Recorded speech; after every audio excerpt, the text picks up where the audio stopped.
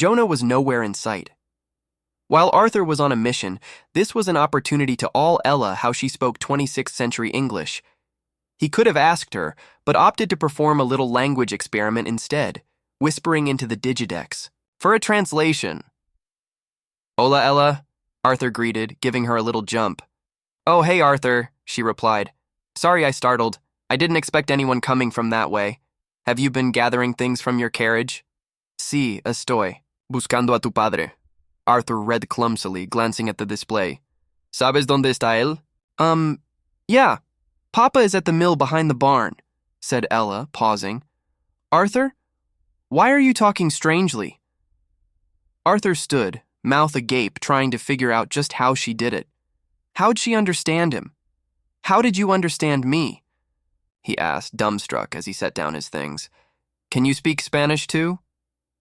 "Oh, were you speaking a different language?" she asked. "It sounded like you had a funny accent. Do you not speak it well?" "Ella, I'm trying to understand how we can talk to each other," Arthur admitted. "How am I in an uncharted region of land, and we're basically communicating perfectly?" "Do your people not have the Telmark?" Ella asked.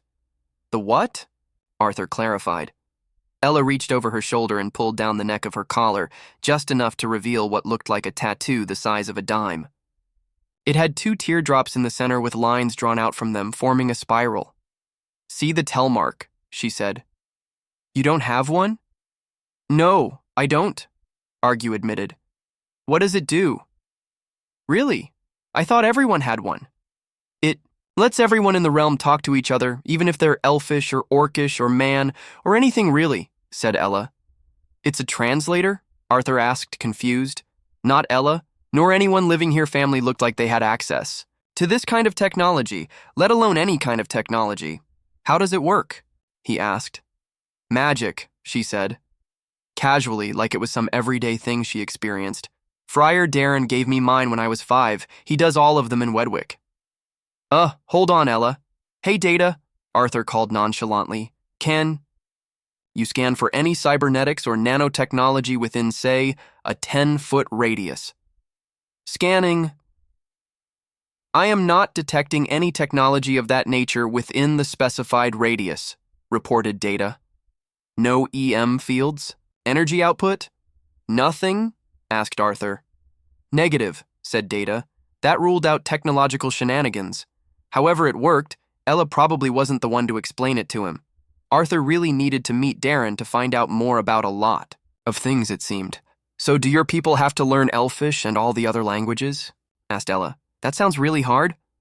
"Well, not really. That's what I have this for," said Arthur, holding up his Digidex. "Then does everyone have a spirit where you're from?" she asked. "Yeah, pretty much," admitted Arthur. "Wow. That's amazing," she exclaimed, her eyes lighting up. "Your kingdom must be a fantastic place with spirits all around." "I guess it really is," said Arthur, who suddenly realized he had taken all of that for granted. Back home, he grew up surrounded by modem conveniences all his life, never knowing another way. Those comforts were expected. I can't imagine. "What it'd be like to have my own spirit to talk to and be friends with," Ella continued. "It'd be so much fun." How could Arthur explain what Data really was? An AI intelligence far from sentience, lacking in all that makes people truly human. Data was a personality from an AI character pack. He was a Digidex app, useful and entertaining, but that's it. Having an AI as a friend would be like trying to have a meaningful relationship with an NPC. It just couldn't happen, but he couldn't explain it to Ella, and he didn't want to crush her excitement. "It's cool. I mean, you get used to it, you know?" said Arthur. "I never thought I'd meet a boy from such an incredible place," Ella beamed, looking at Arthur with hope and maybe a bit more in her eyes. That was Arthur's cue.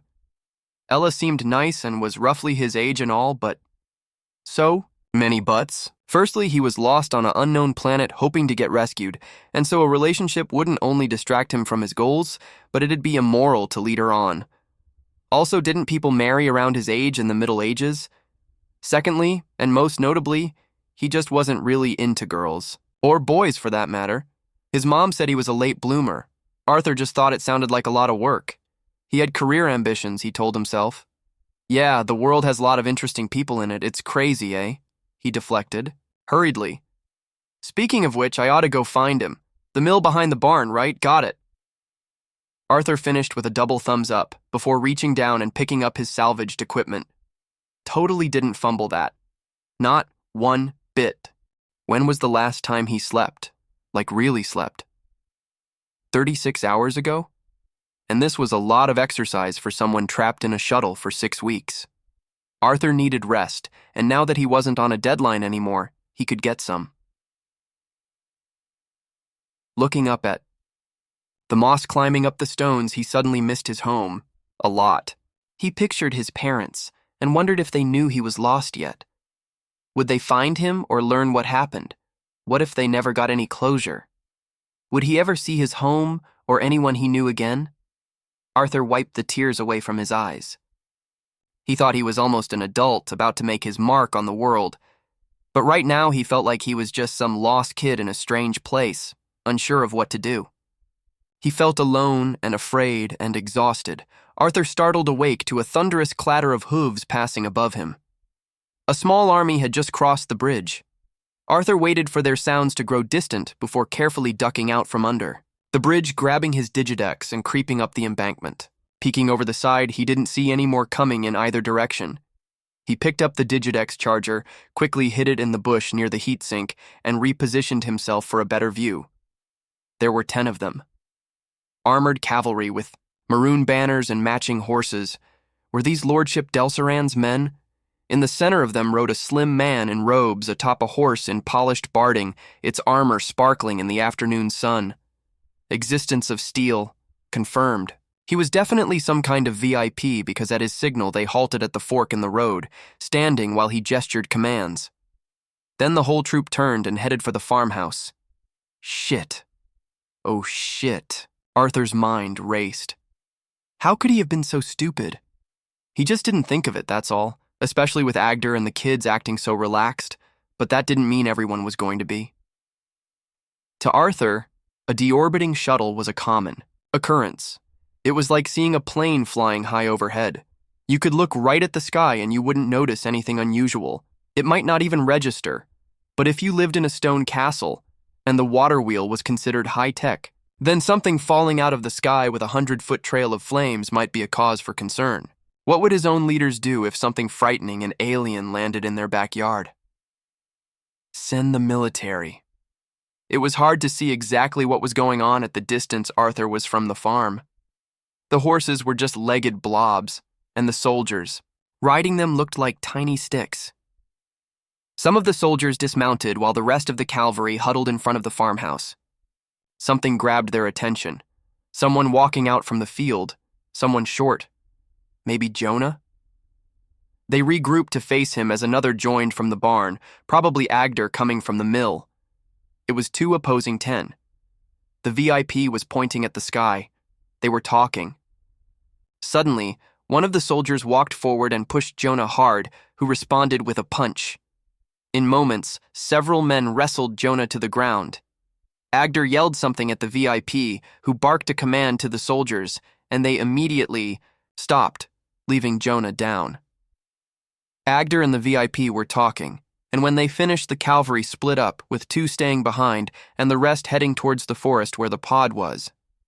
There was no doubt now that they were looking for his escape capsule. If Arthur wanted any chance of preventing them from finding it, he had to get there. He'd be spotted with ease in his bright white flight suit, so the first thing to do was change that, and he had just the thing for it. Data. Show me the suits. Animated color filters, commanded Arthur, pulling out the suit's gloves from his pockets. A set of options appeared on the Digidex. Filter selection. Chameleon Magic Mirror. Copycat Ghost Super Party. More Arthur tapped chameleon and the color of his suit instantly shifted to a fractal pattern containing bushes, trees, and other elements from his sounding environment. It even contained artificial shadows from the sun above. And when he stepped from dirt to grass, it gradually morphed the color around his legs to compensate. It was effectively active camouflage. Even with camouflage, taking the road would leave him too exposed. The oat plants were almost as high as his head. Cutting across the fields, he could circle the farm and head straight for the pod. To make good time, he enabled the suit's performance mode, making him light as a feather, or at least a feather weighing 60 pounds. It had cost him the suit's remaining power, but he was booking it through the fields and was hardly out of breath. In a little over 12 minutes, Arthur had circled the farm and rounded the back edge of the tree ridge. From there, he could see the pod, alone and untouched. There were cries from the search party somewhere deeper in the forest. It wouldn't be long before they came near enough to the clearing where the pod sat to see its luminescent orange paint through the trees. It was late afternoon, with maybe an hour of sunlight left. If he could somehow delay its discovery before nightfall, they might give up until tomorrow. Arthur carefully made his way to the pod. That close to the edge of the forest, he could hear the hollers of men from within. If he was discovered by someone on foot, he could easily outrun them, but if they were on horse, his only option would be to try and outmaneuver, then hide until sundown.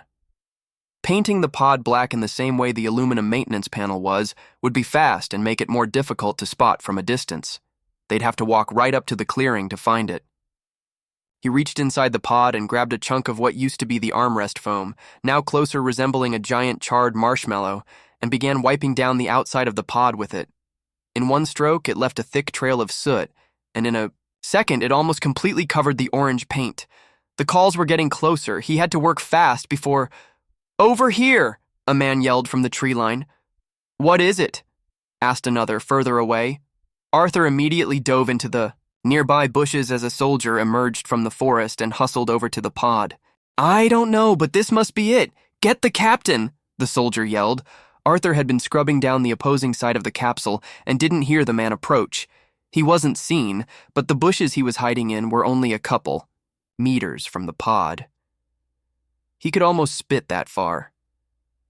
Hopefully the bush would hide him well enough, because men were now coming out of the woods from all directions, making escape impossible.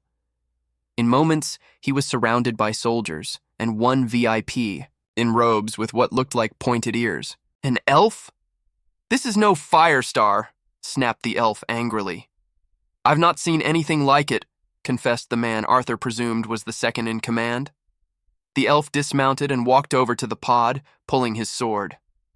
Walking around the pod, he probed it with taps against its metallic exterior.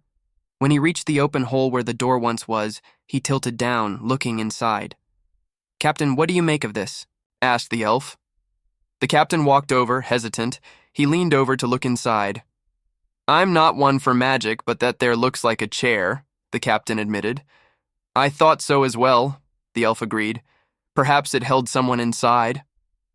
The captain visibly tensed, and the elf turned to him. "Fear not, brave captain," the elf jabbed. "This is no dragon's egg. It's some kind of metal creation, albeit made by a craft unbeknownst to me." This guy was no moron, thought Arthur. Maybe he was some kind of academic, or the lordship's advisor. "Mage Trassalor, we've found something," called out a guard. "A mage? Does he have magic, or is it merely a title?" Two men carried the remains of the blown-off pod door over to where the captain and mage were standing. "It feels like metal, but it's as light as wood," said one of the men holding it up to them. "Adamantium?" questioned the captain. "Impossible." The mage took it from them, studying it until he seemed satisfied, then turned to the captain. "Send 2 of your men to the farm to commandeer a wagon and fetch the soldiers there to help. I want it ready to transport immediately." "Yes, mage," the captain replied. "Well, you heard him. You two, go get Sam and Gil and find a wagon." The men rode off towards the farm while the rest waited quietly. It was odd, military men standing silently, lacking the common camaraderie.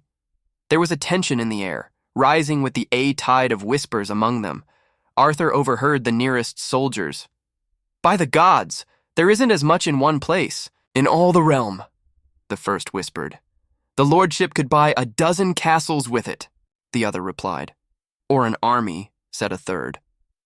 Arthur hadn't a clue how anyone from the technological equivalent of the Middle Ages could recognize the alloy that the door was made of.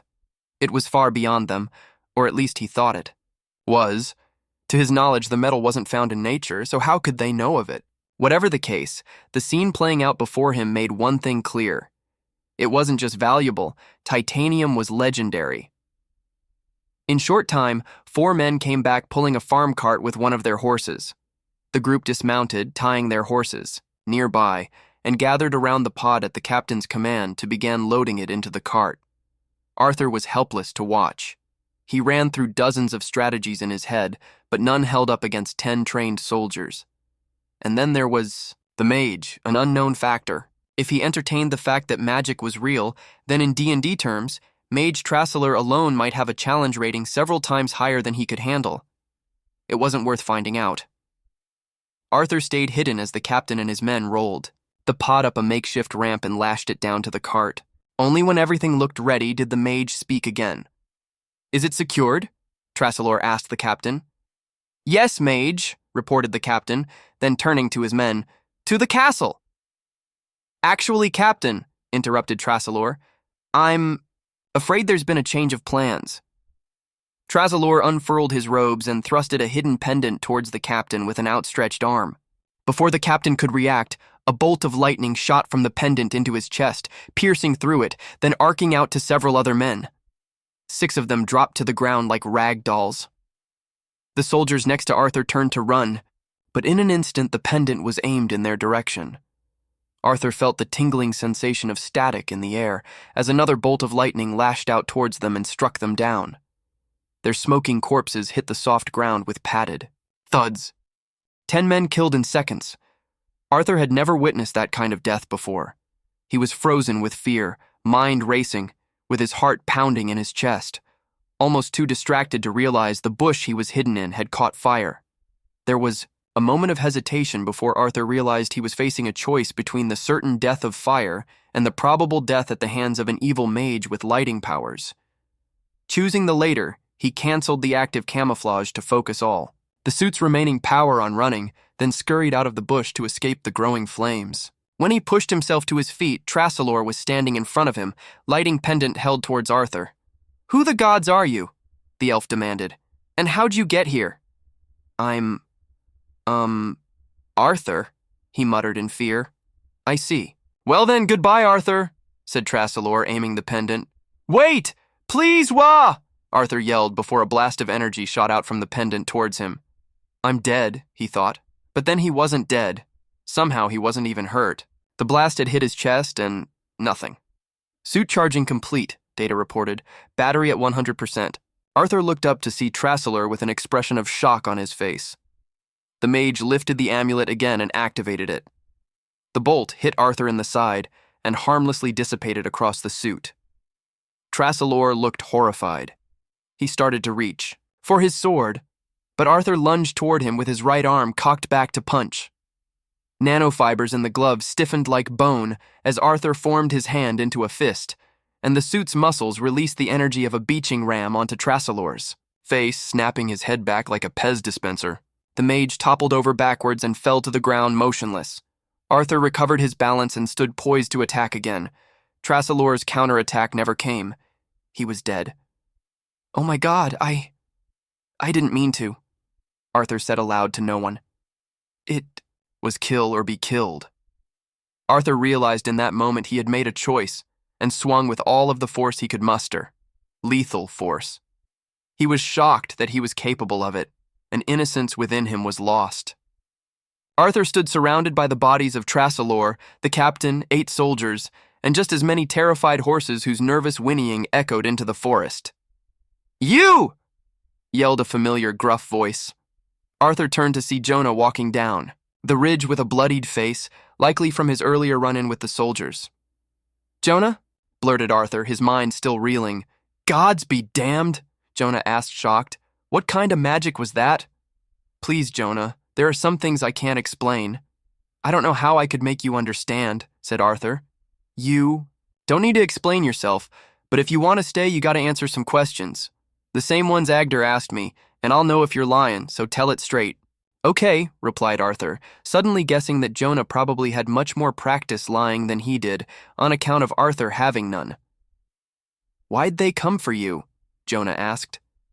"They weren't coming for me. They came for my carriage. It's made of adamantium," interrupted Jonah. "I knew it from when we first found you. I wasn't always an honest farmhand, you know. That's why I knew you'd bring trouble. Never seen so much adamantium in my life. So did you steal it? No, and Data can attest to that if that's worth anything, said Arthur. Jonah nodded.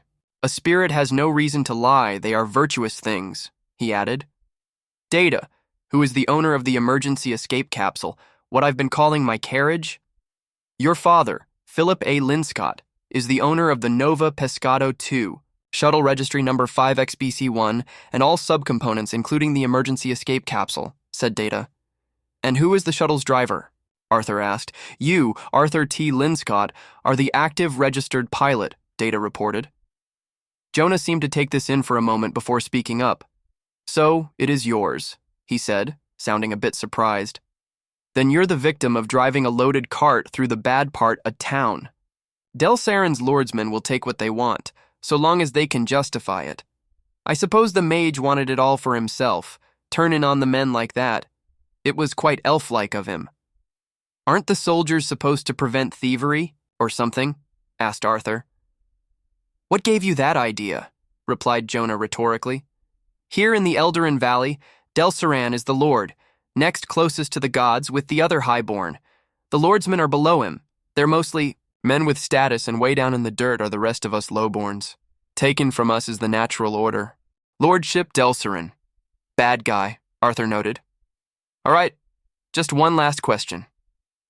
Would you ever hurt Agder, the children, or me, or anyone else in Wedwick? Of course not, said Arthur. Not unless they meant to hurt me first, and then only in self-defense. Jonah stared Arthur down with a piercing gaze. For a second, Arthur wondered if Jonah could actually read his mind. Then the beams of inquisition dropped and Jonah went back to his routine, grumpy demeanor. Okay, kid, you passed. Arthur let out the breath he realized he was holding in. So that's it? We're good? Arthur blurted. Why the change of heart now of all times? I done some thinking after we talked today, and then seeing them come for you, and just a minute ago when you was standing there, not a soul in the world by your side, I realized whatever your past, whoever you are, you're also a kid. Who needs the kindness of strangers just like I did? And I want to do you right by giving you a chance like Agder gave me, Jonah empathized. Thank you, said Arthur with some relief. But we're not out of the woods yet, what with all these bodies round here. When this bunch ain't back by morning, more will come looking for 'em. Maybe inquisitors with a mage dead and all. And being so close to the farm would get 'em asking questions and pointing fingers. We'll be moving 'em tonight, you and I. And best to relocate that adamantium egg of yours too. Jonah, what were you before you became Agder's farmhand? Asked Arthur, wondering how Jonah was so casual about the disposing of bodies. Nothing kind, Jonah admitted.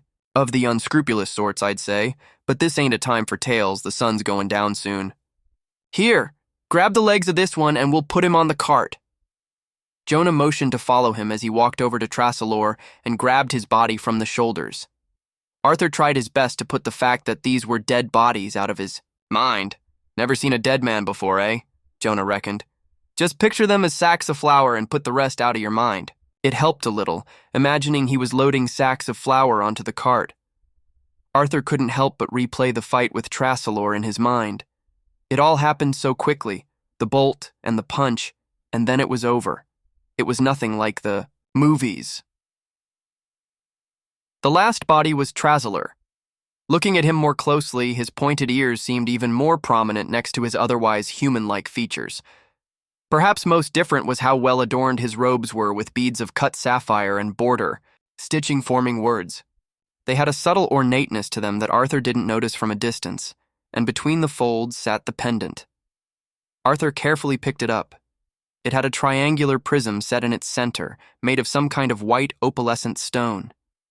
Its silver and stone body was shaped like a pentagonal prism, with one of the 5 sides containing some kind of symbol. You know how to use that? Asked Jonah, as he pulled out a flint and fire steel from one of the horse's saddlebags, along with a water-skin pouch. Arthur watched Jonah drip what looked like crude oil from it before stringing it over his shoulder and pocketing the flint and fire steel. No, but maybe I could learn more about it, said Arthur, turning it in his hand to examine it. I thought all mages could work those things, he probed, as he began tying the soldiers' horses together in a string, so as to lead them. "What gives you the idea that I'm a mage?" asked Arthur. "Agder said humans don't have magic." "They ain't wizards, but that doesn't mean they can't be mages," Jonah remarked. "Anyone'd see you've got magic armor and an odd way about you. Looks like a mage, talks like a mage." "Wait," Arthur exclaimed, surprised. "What's the difference between a wizard and a mage?" The way Jonah looked at him made Arthur feel like he just asked a question as obvious as, "What's the difference between a cat and a dog?" "Is this a kind of test? Everyone knows wizards have magic powers and mages just use magic items. You know, runes and talismans and the like. I heard not all highborns are born with enough magic to be wizards. So if they want to go into a magic trade, they've got to apprentice or go to a mage's academy," Jonah explained, as he walked over and kicked the dirt around where Trassalore had fallen as to not leave an impression. "That'll do it. Now let's go. It'll be dark soon, and I want to get far as we can before nightfall. I know where to put 'em." Jonah handed Arthur the lead to the horse pulling the cart, and took lead of the rest of the horses, motioning to follow. He turned them around, guiding them deeper into the forest. Arthur pocketed the pendant. He'd safely experiment with it later. For now, he kept careful watch on his footing and on Jonah. Arthur had just learned the value of titanium, and he was naturally on guard being led into the depths of unknown terrain by someone he didn't entirely trust, with a chunk of metal worth a dozen castles. He might have been a little too obvious about keeping his distance, because after the forest opened up to a winding path, Jonah spoke up. "What's wrong, kid? Do I stink or something?" he asked. It came out with the same gruff voice Jonah always spoke in. Arthur couldn't tell if he was joking or not. "Jonah, are you going to try to take my adamantium?" Arthur asked bluntly. "Would I tell you if I was?" teased Jonah with a wry smile. "I guess not," Arthur concluded, widening the gap between them by a step. "But if you did, maybe we could make a deal and both be happy and alive." "You saw what happened to these men," continued Jonah. "Only trouble follows riches like that. Plus, I live an honest life now. Nothing I want except fresh ale, hot food on my plate, and a lady or two. And I already got all that. Best we put it away where no one will find it and forget it ever existed." It was an acceptable answer, but didn't put Arthur any more at ease. Only time would tell if Jonah was being honest. They traveled along the forest path, taking a series of forks in the road that Arthur took note of. The Digidex was tracking his movements, continuously expanding its known map since Arthur landed. When it started to get dark, Jonah stopped the cart to craft a torch. He snapped off a thin tree branch and broke it short, then wrapped it with cloth torn from a lordsman's uniform before dousing it with whatever was in the water skin around his shoulder. "Hold this," he commanded, handing the torch to Arthur. Jonah pulled the fire steel and flint from his pocket and struck it a few times on the torch before it took. Arthur handed it back as the torch's amber flames gently illuminated the path. "We're almost there. It's just past the next bend," Jonah said, tugging on his horse's lead. Arthur followed, wondering where they were heading. Was it soft ground that they'd bury the bodies in? Or maybe mud, or some kind of quicksand? How would he get rid of bodies in a forest? A half-hour later, they came around the bend. It was dark, and the sliver of a dim moon glowed above. Jonah stopped and walked to the edge of the path. "I remember I saw it round here," he said, looking into the forest with his torch. The forest canopy was so dense, Arthur could hardly see more than 20 feet into the pitch blackness. Bright light erupted from behind Jonah, who jumped in the air with a yelp. Arthur's Digidex flashlight beamed with a bluish-white light that pierced between the trees. "Gods, you gave me a fright, kid," cursed Jonah as he recovered. "Warn me next time you use magic. I'm not used to it." "Sorry," said Arthur. "What are we looking for?" There wasn't anything that looked special about this bit of forest, but Arthur honestly didn't have much experience with forests back on Earth, except for hiking with his dad a few times each summer on well-groomed trails. He made a mental note to learn some basic survival skills. "There it is," Jonah said, pointing to a short tree trunk with blood-red flowers blossoming from it. It was unusually stout and had no limbs with greenery. Instead, a dozen thick. Vines reached out from the base along the forest bed. The more Arthur looked at them, the more it seemed like they were moving, slowly growing towards him, creeping through the fallen leaves and debris like serpents. "What is it?" Arthur gasped. "A corpse feeder," explained Jonah. "We'll unload 'em just here off the path. It'll do the rest before morning." "A carnivorous tree? It's going to eat them?" Arthur squeaked. "Bone, boots, and all, even the iron," Jonah added. Arthur choked, watching the vines gradually coming closer. It was just as mesmerizing as it was terrifying. "Let's move it, kid. We can't stand here forever," said Jonah, already pulling the first soldier off the cart and dragging him to the side of the path. Arthur snapped into action, helping him with the rest, not wanting to be near the corpse feeder any longer than he had to. The work went fast under pressure. They had all of them unloaded in minutes, stacked in a pile between them and the tree. Apparently that was enough. The tree could extend its tendrils out well past the path they were on. It was a slow process.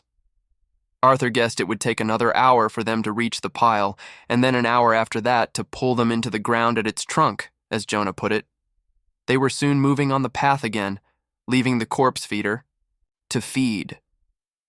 They turned east towards the road through the forest that would later meet up with Agder's farm southeast of them. Jonah said it was safer at night than then, walking back the way they'd came through the forest. The way he said it sent chills down Arthur's spine. Jonah wasn't afraid of twisting his ankle on a loose branch. There were things in this forest more frightening than a man-eating tree. A mile from the road there was a pond just off the path in an outcropping of trees. Its water was deep and murky, a fine place to hide the capsule. They rolled it off the cart and it quickly sank when it hit the water, disappearing from sight. Even with the door off, most of it would be water-sealed, and it was so corrosion-resistant it could literally last Arthur's lifetime intact. Finally, they reached the road and released the horses. When Arthur asked if it was safe for the horses to be wandering the forest road at night, Jonah simply answered no and left it at that. Jonah decided to hide the cart and come back for it later rather than tow it back with one of Delsarin's branded horses. The plan was to play it stupid and tell anyone looking that the men had ventured into the forest and never returned. If their horses were found later, they'd find them miles away from the farm, and nobody would be thinking they were anything more than locals who had helped point the troop on its way. After all, they had been searching for a fire star, some kind of rare meteorite, and it wasn't unheard of to take risks to find them, according to Jonah. Finally, they returned to the farm. The forest opened and the road led back to the one Arthur had walked this morning. It had taken all night. The Agaim. Sky was turning a pale blue before dawn, and it wouldn't be long before the sun crested the mountains. He was exhausted, but alive, safe, and maybe even in the clear. Arthur had been on this planet for 35 hours, and he'd already had mortal wounds healed, discovered magic, almost been murdered, killed an elf, obtained a magical item, and was now at the center of a conspiracy with a man that might be the equivalent to 10th century ex-mafia. He needed sleep, lots of it, then maybe he'd decide to have a nervous breakdown.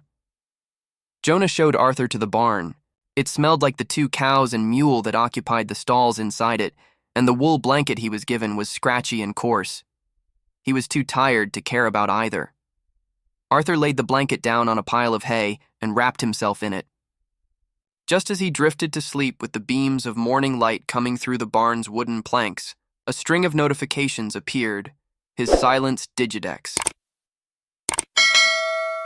Signal detected. Stand by.